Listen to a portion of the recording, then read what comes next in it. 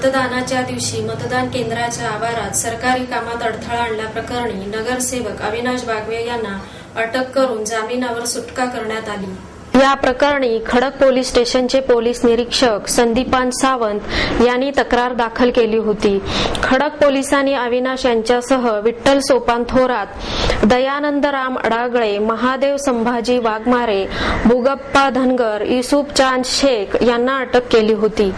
पोलिसांनी सर्वांना कोर्टात हजर केले होते। प्रथम वर्ग न्याय दंडाधिकारी व्ही.डी. देशमुख यांनी सर्वांची 15,000 रुपयांच्या जामिनावर मुक्तता केली। कासेवाडी येथून महापालिकेचे निवडणूक लढवणारे अविनाश यांची मतदानाच्या दिवशी कासेवाडीतील SRA इमारतीच्या आवारातच असणाऱ्या मतदान केंद्रावर पोलीस आणि निवडणूक आयोगाच्या अधिकाऱ्यांशी वादावादी झाली होती। मतदान केंद्राच्या आवारात आपल्या कार्यकर्त्यांसह असणारे अविनाश यांना केंद्रापासून 100 मीटरच्या बाहेर जाण्यास सांगण्यात आले होते। अविनाश यांनी पोलिसांशी वाद घातला। त्यानंतर सहाय्यक पोलीस आयुक्त रणजित धुरे यांनी अविनाश यांना धक्के मारत बाहेर काढले होते।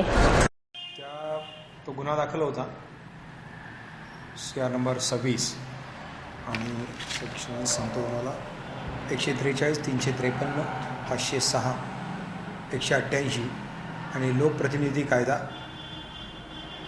सन 151 कलम 130 आणि 131 अन्वये या गुन्ह्यामध्ये अविनाश बागवे, विठ्ठल सोपान थोरात, दयानंद अडागळे, महादेव संभाजी वाघमारे, भोगप्पा मरियप्पा धनगर, युसुफ चांद शेख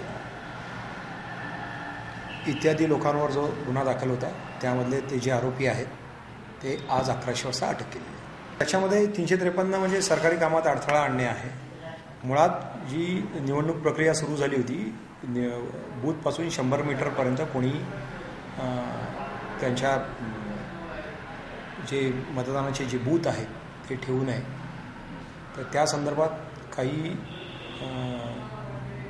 4-1 उमेदवारांनी आक्षेप घेतला होता। त्या राजीव गांधी कॉम्प्लेक्समध्ये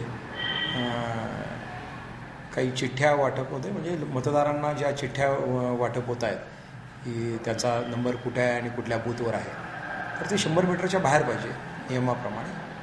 तर ते आज होतं, त्यामुळं तिथे झोनल ऑफिसर खाडे आले होते।